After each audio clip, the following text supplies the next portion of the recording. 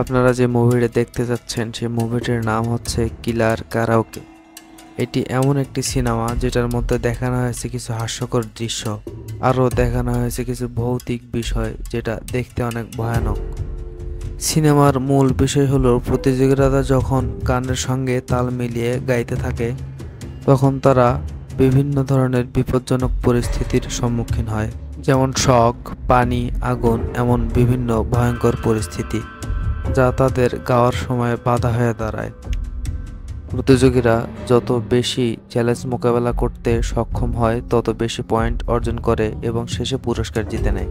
তো এই সিনেমার প্লটটি বেশিরভাগ সময় উত্তেজনামূলক এবং হাস্যকর পরিস্থিতি সৃষ্টি করে। তো সিনেমার যে মেইন ক্যারেক্টার কারাওকে, সে মূলত একজন সিঙ্গার যে বিভিন্ন অনুষ্ঠানে গান গাইতো এবং তাকে এক সময় তার এক আঙ্কেল তাকে ধরে নিয়ে যেয়ে তাকে জোর করে গান বলাতো এবং তার উপরে টর্চার করতো। এমন টর্চার করতে করতে সে হঠাৎ করে একদিন অনেক বেশি টর্চার করে ফেলে এবং মেয়েটি সেখানে মারা যায়। সে মারা যাওয়ার পরে তার আত্মাটা সেখানে ঘোরাফেরা করতে থাকে এবং তাকে ঠিক যেভাবে হত্যা করা হয়েছিল সে মানুষকে সেইভাবেই হত্যা করতে থাকে। কারাওকে যেভাবে মানুষকে মারে, সে সর্বপ্রথমে একটি ভয়ের মঞ্চ তৈরি করে, একটি সঙ্গীত মঞ্চ তৈরি করে। সে সেখানে একটি গানের প্রতিযোগিতার মেশিন বসায় এবং সেখানে ওঠে যে কিভাবে সেই লোকটি গান গাইবে এবং কোন ভঙ্গিতে গান গাইবে, তার ইমোশন কেমন হবে সেটা সেই মেশিনে লটারির মাধ্যমে বলে দেয়। যদি কেউ সেই অনুযায়ী গান গাইতে না চায় তখন তাকে সাথে সাথে মেরে ফেলা হয়। আবার কেউ যদি সেই চ্যালেঞ্জটি অ্যাকসেপ্ট করে এবং সেই অনুযায়ী গান গাইতে না পারে তাহলে তাকেও মেরে ফেলা হয়। আবার কেউ যদি সম্পূর্ণ গানটি বলতে পারে এবং সে উত্তীর্ণ হয় তার জন্য বোনাস পয়েন্ট, সে আবার একটি নতুন গান ধরবে। সে যদি তার গানের স্কোর 90 থেকে 100-এর মধ্যে রাখতে পারে তাহলে তার জন্য বোনাস পয়েন্ট নেই। আবার যদি 100-এর বেশি হয়ে যায় তখন তার জন্য বোনাস পয়েন্ট আছে এবং তাকে আবার নতুন করে গান গাইতে হয়। তো সেখানে আমরা দেখতে পাই যে একটি ছেলে তার মাথা একপাশে, তার মাথায় হেডফোন লাগিয়ে সে গানের অ্যানাউন্স করছে এবং সেই ছেলেটির সামনে একটি মেশিন চলে আসে যেটাতে দেখানো হয় যে কিভাবে গান বলতে হবে এবং তার সাথে সাথে সেই কারাওকে সে চলে আসে।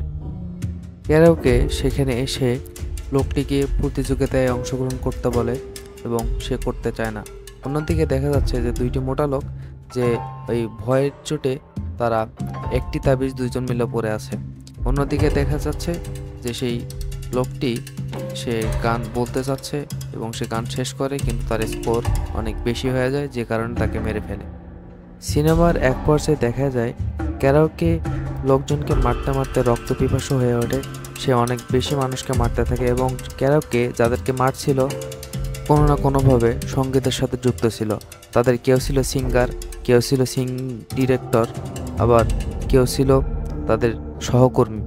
সে তাদের সবাইকে আস্তে আস্তে মারতে থাকে। এক পর্যায়ে যে সে সবাইকেই শেষ করে ফেলে, ঠিক সেই মুহূর্তেই কারাওকের যে বয়ফ্রেন্ড ছিল, কারাওকে বেঁচে থাকার আগে তার যে বয়ফ্রেন্ড ছিল সে তাকে অনেক বেশি লাভ করত এবং যে কারণে হয়তো তার সাথে আবার তার দেখা হয়ে গেল এবং সে তার বয়ফ্রেন্ডকেও সে একই চ্যালেঞ্জ দিয়ে বসে এবং তার বয়ফ্রেন্ড ঠিক সম্পূর্ণভাবে তার গানটি সে গেয়ে দেয় এবং সে চ্যালেঞ্জে উত্তীর্ণ হয়ে যায় এবং তার স্কোর ছিল 100-র উপরে, যে কারণে তার জন্য আবার বোনাস একটি স্কোর তার জন্য অ্যাড করা হয়। তার জন্য বোনাস একটি সঙ্গের আবার চ্যালেঞ্জ চলে আসে এবং সে সেটাও মোটামুটি ফুলফিল করে ফেলে এবং সেই মুহূর্তেই কারাওকেও সেই মঞ্চে হাজির হয়ে যায় এবং তার সে পুরনো রূপে সে গান গাইতে থাকে এবং তার কি ঘটেছিল, তার সাথে কি ঘটেছিল সেগুলো সে গানের মাধ্যমে বিস্তারিত জানাতে থাকে।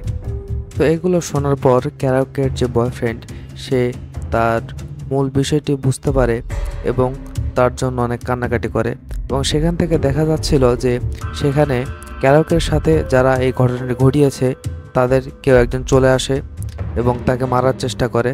ঠিক সেই মুহূর্তেই কারাওকে আবার তাদের উপরে আত্মঘাতী আক্রমণ করে বসে, যে কারণে সেই লোকটি আর কারাওকে বয়ফ্রেন্ডের উপরে হামলা করতে পারে না। এক পর্যায়ে যে কারাওকে তাদেরকে মেরে ফেলে এবং সেখানেই মুভিটির সমাপ্তি ঘোষণা করা হয়। এই মুভিটি থেকে আমরা যা বুঝতে পারলাম সেটা হলো এই মুভির মধ্যে রয়েছে হাস্যকর কিছু কর্মকাণ্ড এবং অনেক ভৌতিক কিছু কর্মকাণ্ড, দুইটির সমন্বয়ে এই মুভিটি তৈরি করা হয়েছে। মুভিটি দেখতে অনেক ভালো ছিল, অনেক হন্টেড ছিল, আবার অনেক ফানিও ছিল। তো আপনাদের সাথে আবার কোনো এক মুভি নিয়ে দেখা হবে। এতদিন ভালো থাকেন, সুস্থ থাকেন। আসসালামু আলাইকুম।